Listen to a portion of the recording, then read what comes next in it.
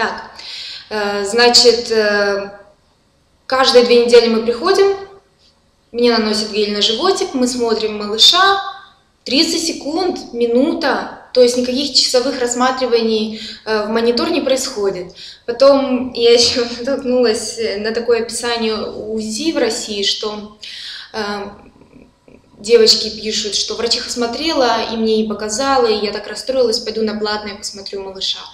Я не знаю, как это вообще. Мы приходим к врачу, я ложусь на кушетку, перед нами наверху стоит большой телевизор, мы вместе с мужем, мы такая парочка, что мы всегда везде вместе, мы смотрим на ребенка в телевизор, а врач сидит рядом со мной, у нее маленький компьютер, она смотрит на ребенка в компьютер. И вот и все, в принципе, мы слушаем сердечко, смотрим, все самое основное, там около минуты. Посмотрели все, мне вытерли животик, я там встала на весы, мне объяснили, какие особенности, мы поговорили, какие возникают проблемы на первом триместре. То есть у нас идет постоянно личный контакт с врачом. И представьте себе, что за 9 месяцев, естественно, мы сближаемся. Мы уже перешли во 2-й триместр сейчас.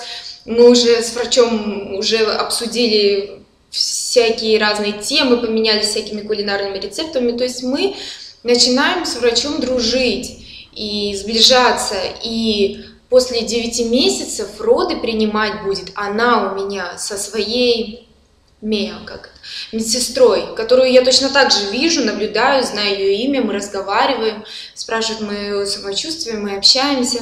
То есть никакой такой темы, что куда-то пришла, сейчас оформлять документы, и незнакомые там врачихи как-то тебя трогают, смотрят или что-то тебе не объясняют. Вообще, я, наверное, после того, как рожу, я обязательно расскажу, как я родила, потому что у меня тоже свое видение родов и свое отношение к родам, и мне очень интересно, это оправдается или нет. Я такой исследователь по жизни, ужасная, толстолобая, и не верю в очень многие вещи, которые общество диктует, и люди верят, и я очень люблю все проверять сама на действительность в своей жизни, и только после этого я люблю об этом рассказать, как о собственном опыте поделиться, а так теоретически я не хочу сейчас догадываться, как будут роды происходить, и лучше я сначала рожу и потом расскажу. А 1-й триместр у меня, например, прошел таким образом. Меня немножко мутило, не могу сказать, что тошнило, просто мутило весь день, и не было аппетита. И в какие-то моменты это отсутствие аппетита и подташнивание, оно усиливалось. Я понимала, что нужно поесть. Я ем, это все угошается, и потом начинается опять такое чувство. Это было около, может, 2-3 недель, то есть особого аппетита нет, но ты ешь, понимаешь, что нужно. Чувство голода, увеличение чувства подташнивания, то есть ты как-то в постоянном состоянии подташнивания. Потом 1 неделя у меня была изжога сильная вообще на все виды продуктов, чуть ли не на свежий огурец заливался желудок кислятиной, но я понимала, что происходит это из-за гормональной перестройки, что матка растет, и что желудок таким образом себя ведет из-за того, что гормональный фон меняется женский. В общем, у меня никаких серьезных вещей вообще не случилось и не случалось. Но тянуло низ живота. Это 1-й ребенок, 1-я беременность, матка растягивается впервой. И я специально взяла с собой 2 вещи, которые врач нам в самом начале прописала. Она сразу прописала мне витамины, поливитамины для беременных. Вообще, пока что я пью только 2 вещи. Это поливитамины Неогравиджил. Эти витамины, как оказалось, сложно достать, она нам написала их на удачу, но у меня такой муж, что если ему сказали, вот это самое лучшее, он из-под земли это мне достал и купил уже на весь срок беременности. И когда стала тянуть сильно животик, она прописала магнезиум такой. Вот. Вот. Магнезиум в таблетках шипучих, каждый день по одной таблетке. Сказала, что если очень сильно тянет живот и прям это у меня волнение будет вызывать, можно 2 таблетки пить. Сразу предупредила, что магнезиум никак не связан с йогуртами, кисломолочными, молочными. Его принимать в первой половине дня, вне молочных продуктов, а поливитамины вечером.